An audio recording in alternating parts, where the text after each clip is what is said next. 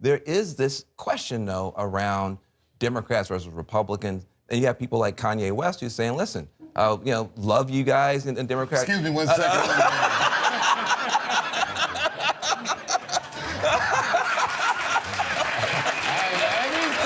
Why don't you just get him on FaceTime? well, you know where I'm going with this. Kanye says that, it's time out for Democrats. What do you guys think? Well, I think that, first of all, Kanye is an artist, man. Yes. And he's a genius. Absolutely. Whatever he's saying right now, I think that the angle he's seeing things from is about the division that he sees. And he's not inconsistent with what he's saying. For instance, a decade ago, I read a quote where he said he wanted to take the Confederate flag and reappropriate it some other different kind of way. I mean, it's a MAGA hat, whatever, man. The thing that's scary about this presidency is after it. I don't know if you've been married before or had a girlfriend and said something in a fight that was so wrong, and then after that, we still family, we still around each other, but man, I sure did say all that shit, didn't I? And I'm not mad at Kanye. That's my brother. I love him. I support him. I buy his albums.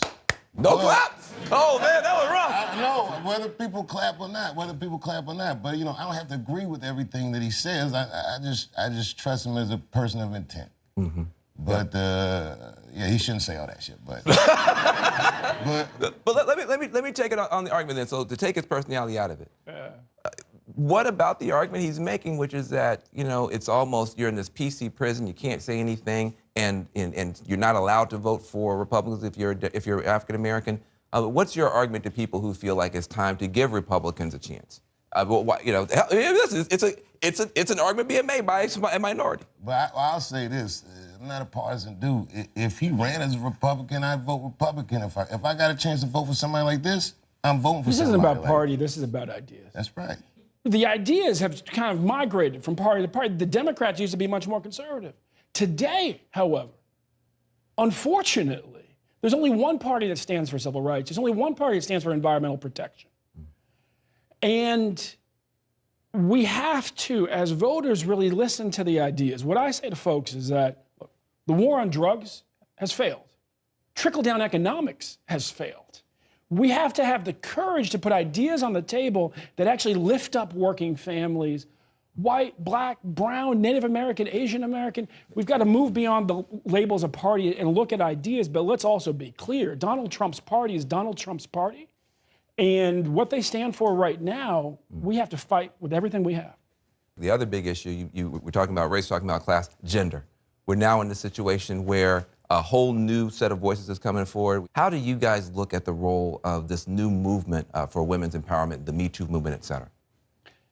I hope it succeeds. What we all have to realize is that we all have to stand up in this moment and say that these women who have the courage to step forward, these men in many places, the courage to step forward who were sexually assaulted as well, we have to believe survivors. We have to have their back, and we have to figure out how we finally leap forward. Because we've been staying stuck for a long time. It shattered a lot of lives, and enough is enough. Yeah, I think that for most men, especially the men that I'm talking to, one, I'll tell you that as a movement, it's effective.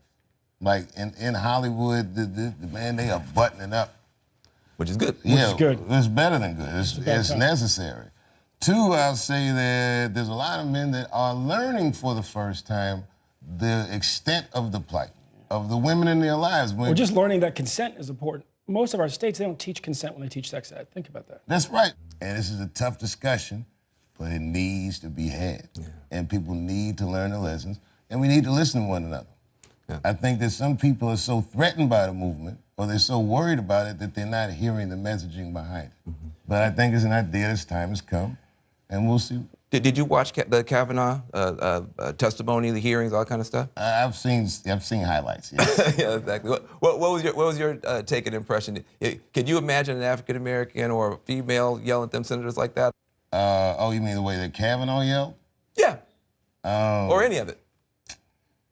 You know, man, I'm from this area.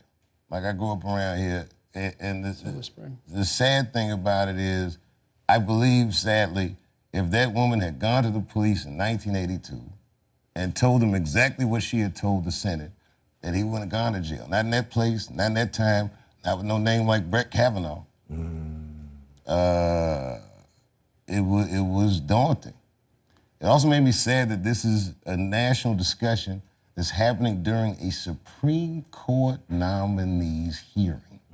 It's a tough time for this country, man. Famously on SNL, you said you wanted to give Trump a chance, but you also wanted to make sure that he gave disenfranchised people a chance.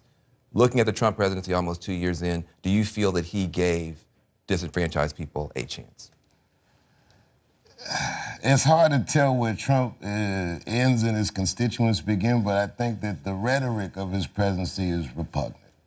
I just don't like the way he talks. I don't like,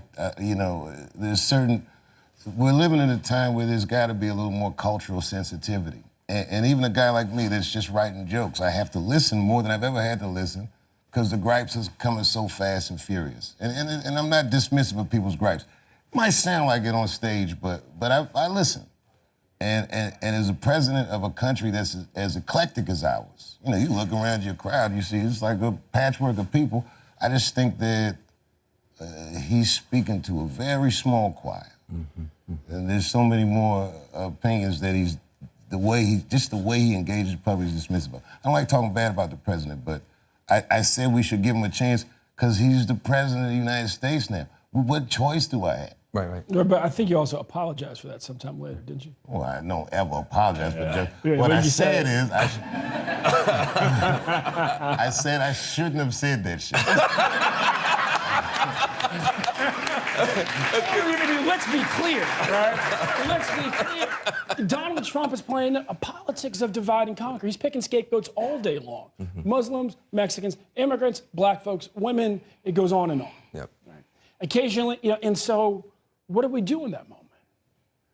We actually have to listen to each other. We have to talk to each other respectfully. We got to pull each other together because